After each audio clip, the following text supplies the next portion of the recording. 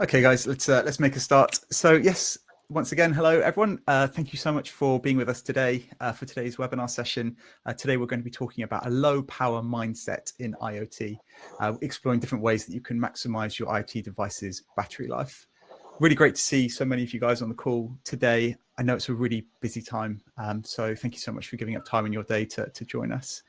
I suggest, we have a lot to get through, so I suggest we just make a start. So if we just jump onto the next slide. Just a couple of very quick introductions. My name is Duncan. I head up the marketing team, as I mentioned, here at SORACOM. And today, our speaker, Marcus, is going to be handling most of the presentation. So Marcus is our IoT connectivity specialist here at SORACOM. He's got more than 20 years of experience working within the telecom industry with a particular focus on mobile networks. And in fact, has spent the last 5 years working in depth with cellular modules, specifically within the LPWAN technology sector. So he's a true power saving expert when it comes to IoT. And I, for one, am very much looking forward to his presentation today. So hi, Marcus. How's it going? Hi, Duncan. Thanks. How are you? Doing good, thank you. Yeah, all well. A bit cold here in the UK today, but apart from that, doing all good, thank you. I tell you what, just before I hand over to you, Marcus, I'd just like to give a very quick introduction to who we are at SORACOM and just give a just 60-second overview of who we are, what we do, and kind of the reason for presenting the webinar today. So this is who we are. We are an IoT connectivity platform for IoT applications to launch and scale globally. We can provide you with affordable, reliable IoT connectivity that can accelerate the speed to market. And we make it very easy to connect to the cloud, sending data up to AWS, Google Cloud Platform, Microsoft Azure. And we can also help reduce your data consumption. And there are many other innovative features that we provide for IoT deployments. We were founded in Japan in 2015 by former AWS and telco veterans, and today we have physical offices in Tokyo, Seattle, and London, and in fact, we're a global team distributed all over the world. We're proud to serve more than 20,000 startups, SMBs, and enterprises across all different industries, from agriculture to energy to healthcare and electronics, and the list goes on. In fact, you'll find a SORACOM SIM card in over 4 million devices around the world today. We're financially backed by KDDI in Japan, and then we also have additional capital investment from partners such as Hitachi, Seacom, and Sony.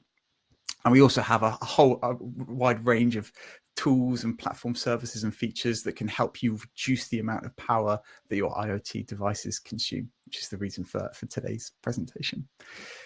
If you'd like to know any more, you can just come to our website, soracom.io, and you can learn more about the platform. You can also email sales@soracom.io. And we also have on the live chat, if you're watching the webinar live today rather than on demand, we've got Nicola and Camilla from our team who are in the chat right now. So if you want to learn more about the platform, any questions about the products that we provide, those guys are going to be available to answer those in real time right now. Anyway, that's enough from me, and that's enough about SORACOM right now. I'll say, have we just gone to the next slide quickly, Marcus? Great. Okay, I'm going to be fairly quiet throughout the first 30 minutes or so of the presentation. What I would like to say, guys, is if you do have any questions at all about anything being presented today, please do use that live chat feature that you can see on your screen in front of you. We're going to ask you to put as many questions as you like in there. I always feel that the Q&A section of a webinar is usually the slightly more interactive and engaging part of a session. So would really encourage you to put as many questions that you've got in there about low power mindset within IoT. And then I promise you we'll get the chance to answer them towards the end. So I'll now hand over to Marcus. So Marcus, over to you. Thanks, Duncan. Okay. Warm welcome from Berlin, where I got a kind of stormy weather. So if it gets some noisy outside, it's April, Yeah. And so I will just start right away. Today, we will talk about IoT devices and their battery life. So as you might have read already in the invitation, we will try to mention something about the radio access technologies, the RATs, and some power saving features within the LPWAN technologies. LPWAN is low power wide area network devices. And finally, I will be happy to answer some Q&As, maybe from your side. So let us start right away. Okay, a low power mindset. For me, it's I think it's my life. So I always try to save energy. So I even removed my car and use my cycle to travel. Yeah. So any energy, anything you do is energy related, and to reduce it and to be aware of it, I think it's the most important factor. And to show you what it's about with cellular technology, this is today. Okay. Everything is related to a use case. Yeah, so in IoT, we've got so many use cases, and only a few of them are listed here. And as you can imagine, there are totally different parameters which are affecting your device related to your use case. Yeah, so a medium device which is in your cellar or your flat has a totally different need than a pet tracking device where your pet is running around and you want to see where it is currently or where it might be in a few minutes. And so all the facts we will show you in the next half an hour are related to the use case. So you could not map one use case to the other. So you really have to build your own setup related to everything which I tell you. What is the initial use case of cellular technology? So of course it was totally voice centric. So you did a phone call and you were walking around. That was a pleasure to not be lined up somewhere. And the need to have was that the mobile network is continuously sending signals which are received from the cellular device. And then as soon as you reach a border of an antenna, it will just hand over to the next antenna for that your call is not interrupted. From that, it went more and more to be voice and data, and finally to be mainly data. As you know, your smartphone is, I think, has more data traffic than maybe your computer at home, because it's continuously sending data. So what was done, the voice capabilities have been extended, and with multiple antennas, the speed was increased for the data. And with that carrier aggregation, which is a nice term for putting two pipes into your setup, this speed is even increased more. What does it mean? So carrier aggregation, for example, or higher speeds are one possibility to save power, because it's quite easy. Imagine you order a drink, a big glass, and you got a straw, and you recognize, okay, maybe I've got not enough time to finish that drink in time, so you order a second straw. And but the barkeeper only hands over these small things. You know, your first straw is like that, your second straw is like that.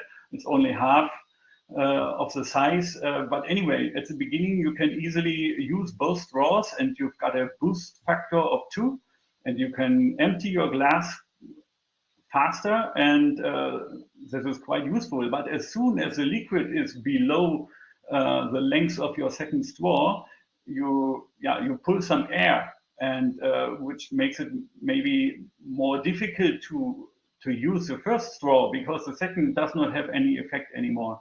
And this exactly is that section here, where you have a kind of carrier aggregation of 2 straws, but only the first one is used, and the second one just consumes power, because you have to to use it more, and finally it has no effect. But with a full glass, your second straw is always a good help.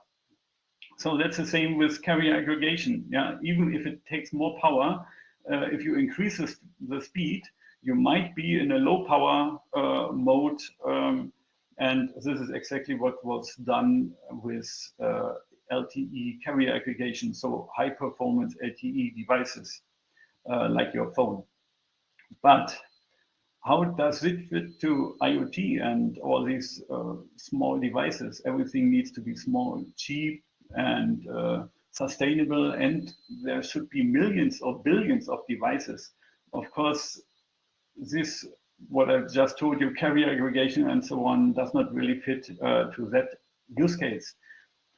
Therefore, 3GPP and the cellular technology introduce the machine-to-machine communication or machine-type communication to come away from the standard voice and data-centric use case to be more centric to the machines, because machines are talking to each other. That's IoT.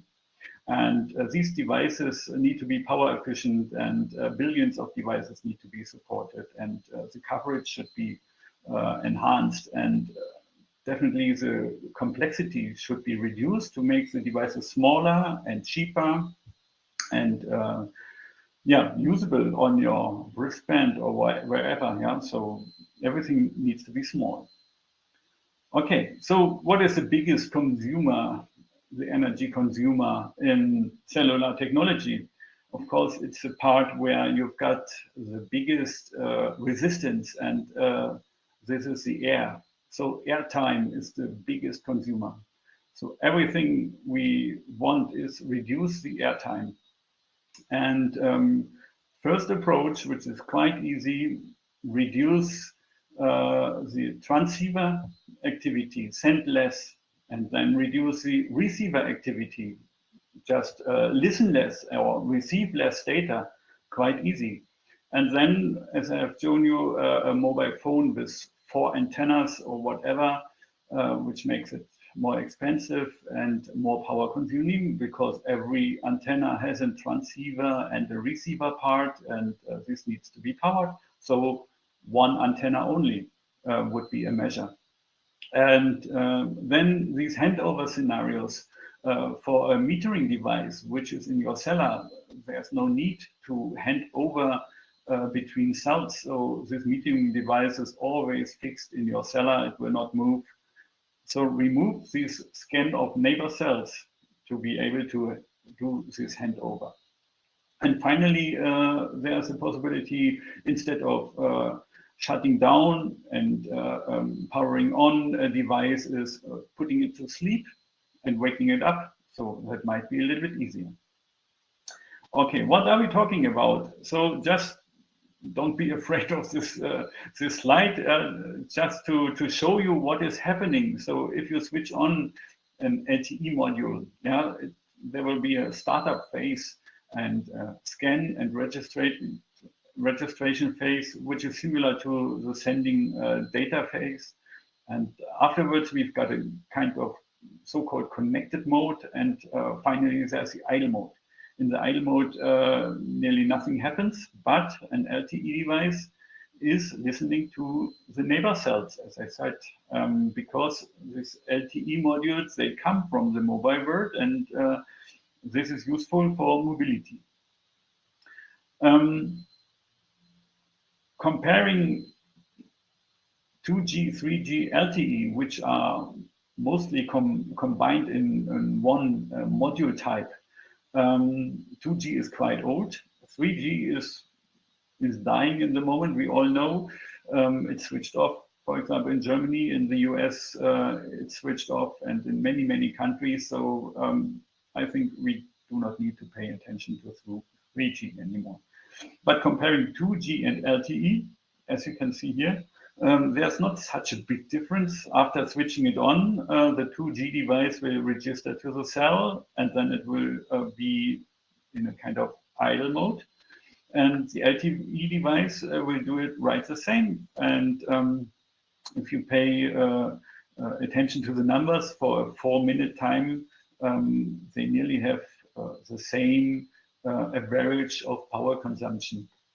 But of course, the biggest difference here is the low speed of the 2G device compared to the high speed of the LTE and the latency. So everything is quite slow in 2G, and LTE is so fast. But to send only a limited amount of data, 2G is still an option. Yeah?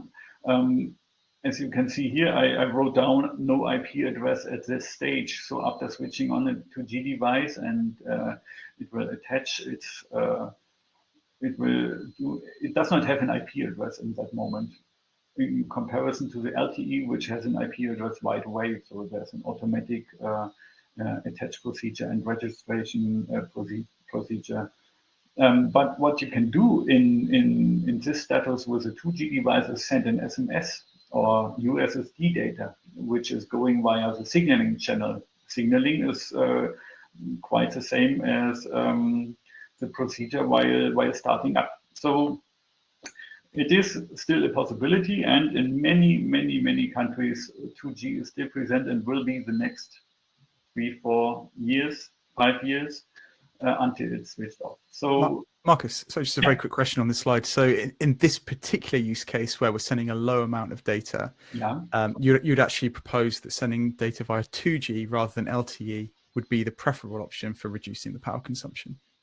That might be an option. And if you are not moving, if you've got better signal strength from the 2G cell, of course, it might be better than using a 4G device, which needs to power much more because the LTE cell is too far away.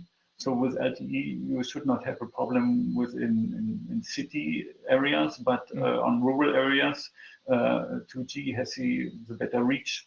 Yeah, so that might be an option. And of course, to find out the best solution is to measure, yeah, and to try to test your device with different technologies. And this is the only thing you can do. You need to try it. Okay, in comparison to this low power wide area network module, there are different kinds of modules where 2G is combined with LTE-M and NB-IoT. Some modules have only LTE-M and NB-IoT. Just to show you the difference of one and the same module on the same place. So it was on my desk. Of course, somewhere else in the world, you could really, it will look different, of course, yeah, because on every single place you've got different conditions. But on my desk, I switched on the 2G device, and you have seen some peaks here up to 1.2 amp for a short time. Then I switched to LTE-M. Where you can see it's much less, only peaks up to 500, 550 milliamp for a specific time. And if you see the comparison in this idle area, it's much lighter here, yeah? Because there's already a reduction of signaling within LTE-M. So there are spikes only every 1.2 seconds. 1.25 to be correct. This is the most used setting in the moment. And if you switch to NB-IoT, you can see that the final peaks are even lower, and these small peaks in the idle mode are even more on the time session, even more far away. So it's 2.5 seconds per every spike.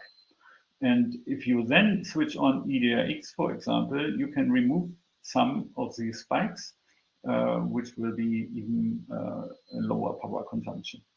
Let's get into detail for this RAD technology selection. This LPWAN module, how does it know which RAD technology to choose?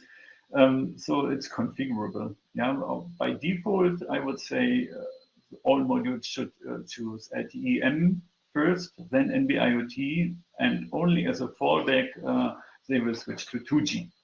The problem is that there is no handover between these technologies. So imagine your device is connected on LTE-M and you move from one place to the other. So the pet tracker, for example, so the dog is running away and there will be a cell handover, which is quite good because this is mobility, which we need for a tracking device. But as soon as the dog runs out of reach of the LTE-M cell, there will not be an automatic handover, for example, to NB-IoT or 2G, but the module will start to scan the networks. First, it will scan for other LTE-M cells. If there's no LTE-M cell anymore, it will scan for NB-IoT cells. And if there's no NB-IoT cell, it will scan for 2G cells. So this scanning is done quite often, maybe, yeah, depending on your technology, and is consuming power. And as you can see here, it's even worse in NB-IoT. NB-IoT attaches to one cell, and if you move an NB-IoT device, it will be connected to that cell as long as it loses the signal, and then it will search for a new cell and connect to that new cell. This is really not a mobility behavior. So we can say NB-IoT is more for static devices.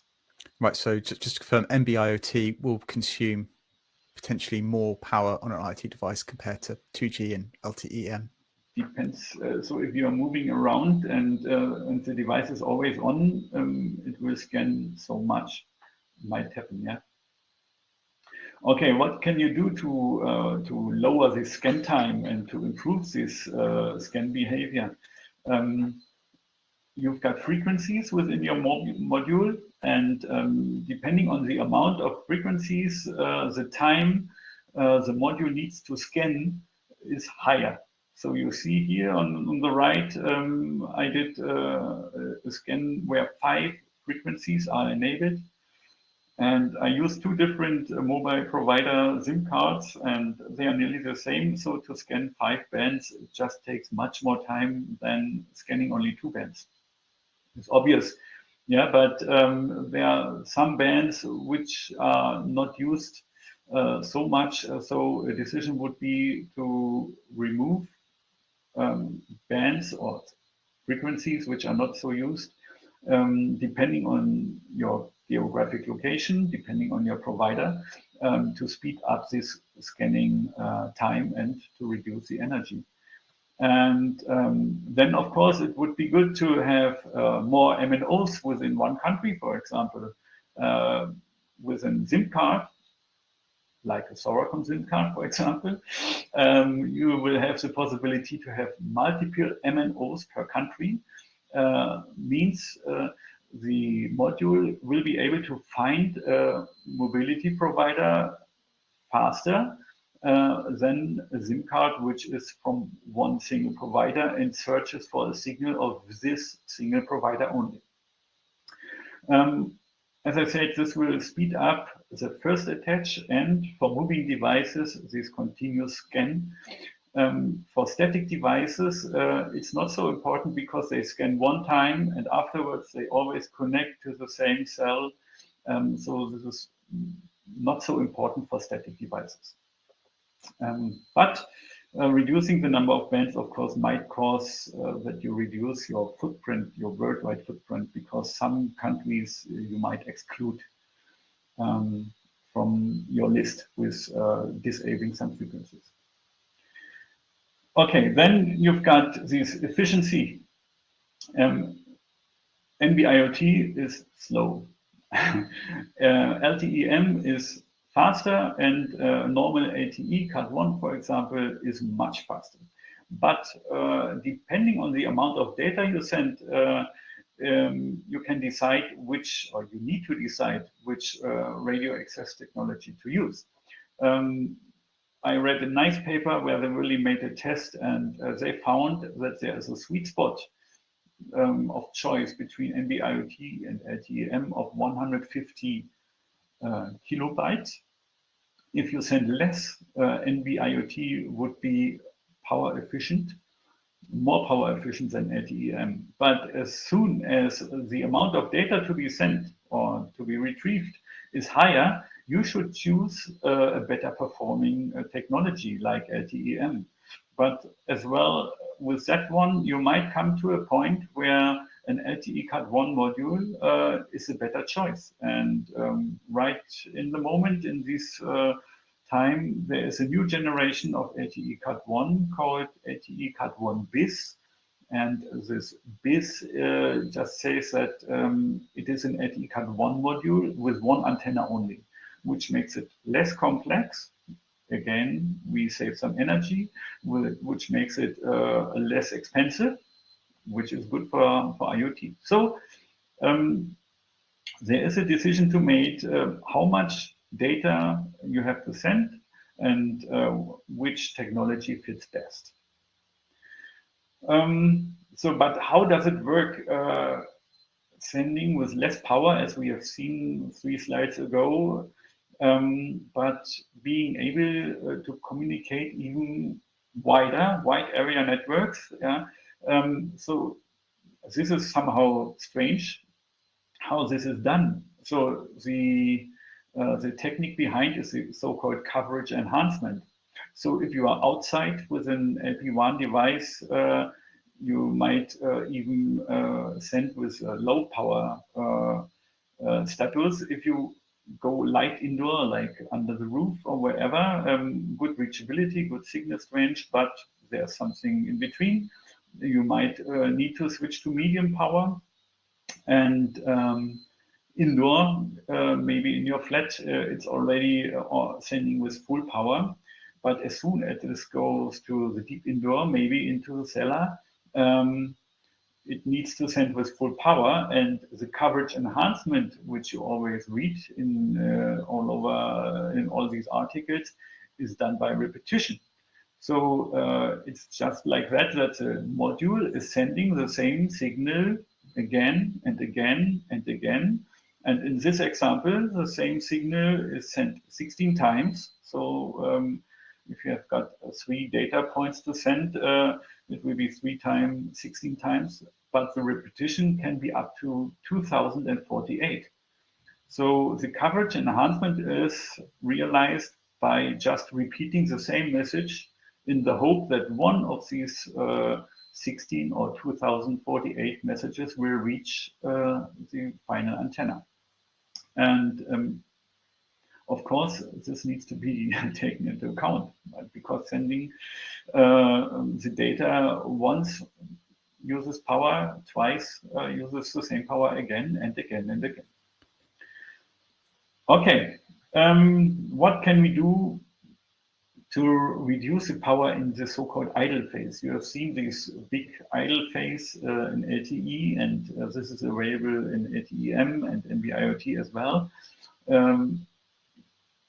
The idle mode we can just shorten by not switching off the device, but putting it to sleep. The advantage is that at the beginning, at the startup of every module, you have this scanning phase and the connection phase to get into the connected mode. This is shortened a lot if you put it to sleep and wake it up again. The disadvantage is setting up these timers, which can be quite long. So you can put a module to sleep for hundreds of hours. And you can define this active time, this idle mode active time as well, to up to 3 hours, for example. But it's always a deal between the network and the device. So as a device, you'll say, hey, I want to sleep 1 week and then I want to wake up for 10 minutes. And you send this request to the network, but the network finally decides which values it will grant to you. Because as you can imagine, there are billions of devices, not within one cell, but let's say thousands. and all have the same wish, for example. All say, hey, I want to sleep 1 week and then I want to wake up for 10 minutes. And then the antenna will have a problem and the network behind. So the network will just spread all these requests to a wider frame to be able to handle thousands of devices. Yeah, so in most of the cases, you will not get the values which you wished or which the module requested, but slightly modified by putting a kind of slicing factor to that number. To set up these PSM values, you need a special command. And this command, we created a small calculation tool on our webpage. If you like, you can take a look at it, but only if you like AT commands. Thanks, Mark. I've just shared a link to it in the chat as well, if anyone's interested in seeing it. Okay, then there's a second possibility to reduce this idle mode and the consumption of the idle mode. The main consumer during the idle mode is the receiver. The receiver is continuously listening if there is some data to be received. So, for example, an SMS, if you get an SMS, the receiver continuously listens to the so-called message channel, and as soon as it sees, oh, there's a message for me, then a connection will be set up and the SMS will be retrieved. This is nearly the same here, but you tell the receiver to make some pauses in between. Yeah, so only listen for some pagings. That's the word we use for that. Listen to pagings only every 20 seconds, and only within these 20 seconds, only for 3 seconds, for example. Normally, as I said, it will be done in NB-IoT every 2.5 seconds, and in LTE every 1.25 seconds. And you just limit the amount of listening peaks to what is needed. And if you run an application which is not intended to receive data at all, yeah, there's no need to receive data because you push only. So that's depending on your use case again. If you push only, you can really minimize that idle time by setting the lowest possible values, and this will be best for your battery consumption. Marcus, how significant can those gains be when you're using PSM and eDRX? Are we talking about small fractions, or can it actually create quite a significant impact on the amount of power that a device is consuming? Yeah, of course, with PSM, if you put a device into sleep for 2 weeks and then wake it up for sending a data bunch, instead of letting it run the whole time, and after 2 weeks you send the data bunch, this is of course a big difference. Yeah. With eDRX, it's more kind of fine tuning. Now you can minimize it,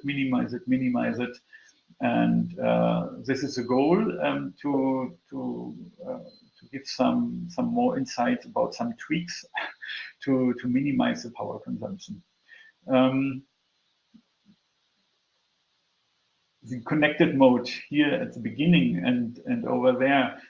Connected is right after this scan procedure, you remember from one of the first pictures, and after sending some data. To send some data, the module needs to connect, and unfortunately, there's a so-called RRC activity timer. So it just tells how long to be in the connected mode. As you can see here, this is a table from the GSMA. This RRC activity timer depends on the mobile provider and could be different. Yeah, so some set 20 seconds. Normally in LTE, for example, it's 10 seconds. So you can say at least this connected mode is 10 seconds. 10 seconds, even if you just send one bunch of data for 1 second, it will be connected in 10 seconds. Doing nothing, just because this timer is set to 10 seconds. So this release assistance indicator is a possibility to tell the network, I send some data and I want to leave this connected mode right after sending the data because I do not expect to receive anything. Normally, they intend to be in connected mode, like you send some data, you receive some data, then it's good to stay in connected mode, of course. But for some devices, depending on your use case, it might be better to leave the connected mode as fast as possible. And this, of course, will limit the connected mode, which even consumes a little bit more than the idle mode. And yeah, it's good for your battery. Hardware. This is, of course, an amazing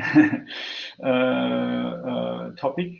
Besides setting up a device, the antenna is the most important part towards the network. And with a bad antenna, you need more energy to transmit and receive data. So an antenna tuning is essential.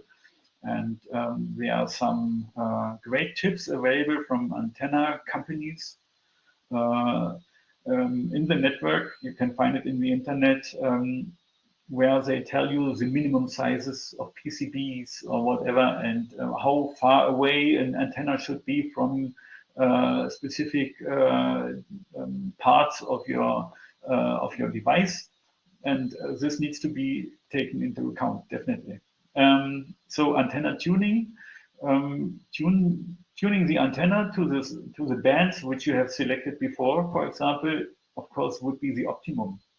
And there are many modules which have the possibility to do software-defined radio, which means as soon as the module switches the frequency to another band, the antenna could be tuned to that specific band. So this is definitely one of the parts in the future to optimize everything, and software-defined radio is one part here. And the next part would be maybe to put the application on the wireless module itself. So there are many modules where you can run the application on the module instead of using a microprocessor which is running beside and doing the calculation work or whatever. So it's possible to do that on the module right away.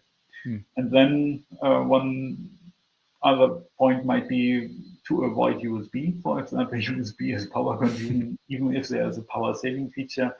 So a serial connection, I think, would be much better. Okay, and then, of course, sending data causes one of the highest peaks, and the more data you send, the more energy you need. So quite simple is reducing the data is one of the key topics, of course. And as you can see here, how many bytes are sent if you send, for example, 40 bytes of data in SMS, USD, it's a pure data, 40 bytes. For UDP, you have to add 8 bytes more.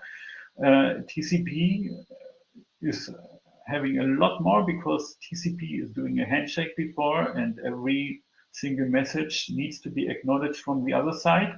So there's a communication flow between the parties, and of course, everything is going over the air, and we wanted to avoid airtime. Yeah, so TCP, of course, needs more.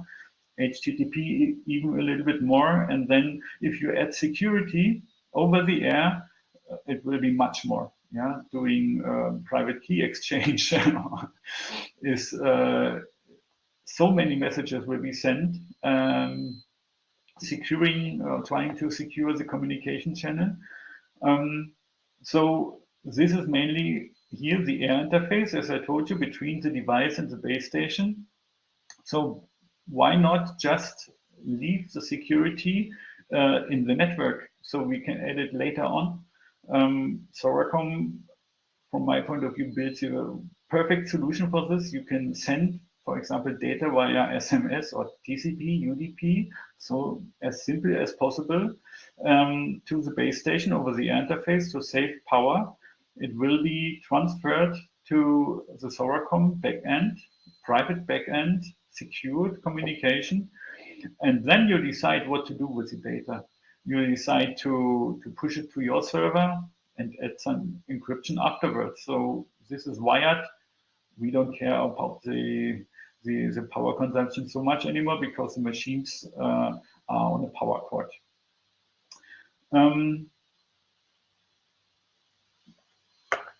A very nice possibility is as well to crypt your data in your own way, so to minimize it.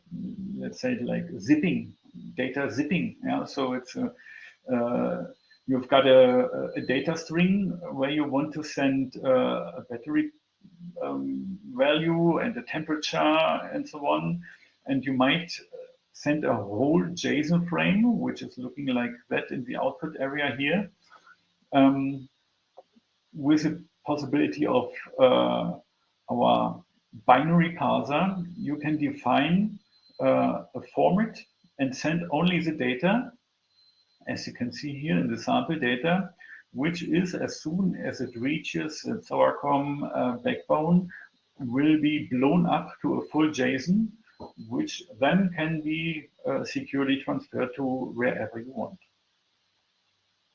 There's a nice tool available on the internet as well to set up your binary parser. Another possibility would be, for example, to use message pack. Message pack is a very common possibility to shrink your data, but shrinking data might produce some processing power as well. Processing power will again consume some energy. You have to decide if this is necessary. It's a constant trade-off, isn't it, between how much power it's going to consume and what the benefit is. You have to choose. And finally, reaching any of Azure or AWS clouds is possible via SORACOM by pushing the data directly into the cloud. As we talked about, we minimize everything which is between the base station and the device. The airtime needs to be reduced. Then we've got a secure communication over the mobile carrier into the SORACOM network, and then we just blow up everything which we compressed before via binary parser, via choosing the protocol according to our needs. And yeah, this is SORACOM.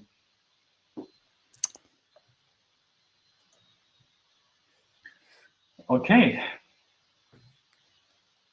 Duncan. Yeah, so I think this comes to the end of the slide. I mean, we put this slide in at the beginning because we were talking about the idea of when we were prepping for the session, we were talking about this idea of turning a light switch off at the end of the night when you leave a room, or when you unplug, when you turn your laptop off, you unplug it. You gave some examples, Marcus. You ditched the car and you're using the bicycle everywhere.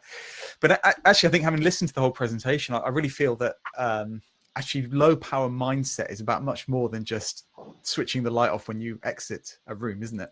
Definitely. As I told, for me, it's in every single part, optimizing, squeezing here and there a little bit to optimize the solution. But it always depends on the use case. So you could not compare it one egg with the other. Right. There are so many variables, and it depends on use case. But the changes we've talked about today, it's not about just squeezing an extra 1% or 2%.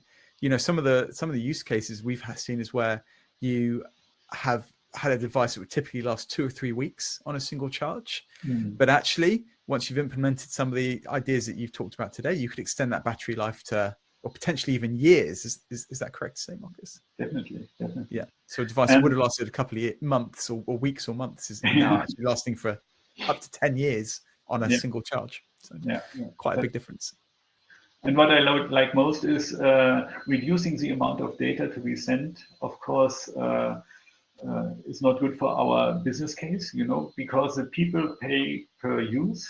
You only pay what you send. So the less they send, the less we get. But anyway, I have the ambition to save the energy, which is, and to maybe save the environment a little bit better, which is quite important. And so for our customers, it should be a win-win situation by reducing the amount of data, pay less for this data, and then have the effect to save the battery power.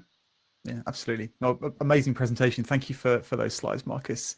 You can just go on to the next slide, which I think is just the holding slide. What I'd like to do, guys, is just open the floor up. We've still got another 10 minutes or so for any kind of open questions that people may have. Before we jump into the Q&A, there's a handout that I wanted to share at the beginning, but I forgot. So let me just upload that. We have like a SORACOM overview PDF. So I've just shared that in the handout section of the webinar tool. So by all means, if you're interested in learning more about some of the things that SORACOM can do to help you with your IoT deployment, please just download that PDF and you can learn more on our website if you're interested in discovering a bit further.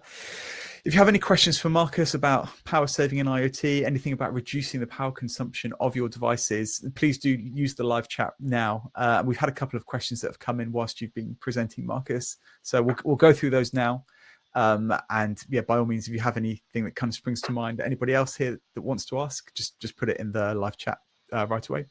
The first question we had here came from Brad, and it was when you were talking about the different cellular technology. Yeah. Brad said, is 2G going to be phasing out in the same way that 3G is? Not as fast.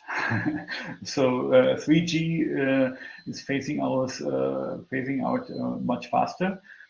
I think the dates for 2G in Europe, for example, is 2025. There are, of course, countries where it will be faster. But in other countries in Asia, Africa, South America, I think 2G will last much longer. But for Europe, it's scheduled to be 2025. Okay, so we still have a little bit more time to use those technologies if we need to. Gavin asked a question, which you may have actually answered already, Marcus, but he just asked, what is eDRX? So you talked a little about a PSM earlier on. Perhaps you could just give a little bit more explanation about exactly what eDRX is.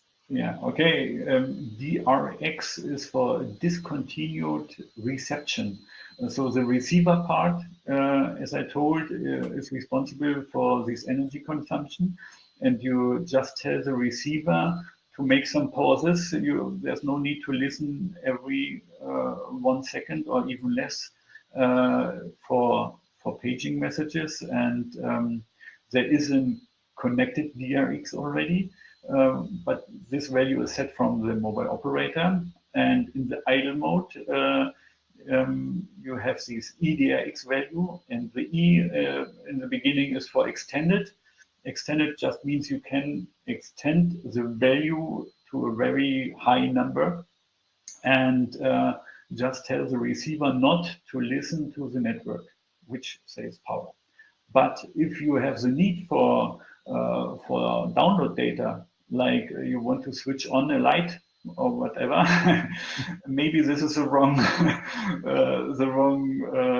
technology, because if you push something and you want to switch on the light and the receiver is not listening to the air interface for 2 hours, then the light will light up 2 hours later. That might not fit to the use case. So in every use case where you need to talk to the device and need to have a fast reaction, eDRX might not be the best solution. Here's a question that I think you'll like, Marcus, from Simon. What is better for reducing power consumption on a cellular device? LPWAN, NB-IoT, or GSM? Okay, NB-IoT is a part of LPWAN, but LTE-M, NB-IoT, or GSM, of course, is one of the most difficult questions. But to make a kind of a thumb rule, as I mentioned in the last hour, static devices are quite good with NB-IoT. Devices which send data only are good with NB-IoT, but only if you have got low data amounts, maybe reducing it via binary parser, whatever. Everything which is moving is good to have on LTE-M. Moving is, so mobility is also possible with GSM, but we saw GSM has high peaks of energy because they send with much more power. So It depends. It depends. Yeah. And I feel like we could do a whole webinar on that one topic, actually, if we really wanted to. So question here from Kieran. So fairly technical one. He says, my question is with regard to protocol selection. Where will COAP and AMQP be located in the figure of comparison of power consumption? COAP, co-op, is running on UDP.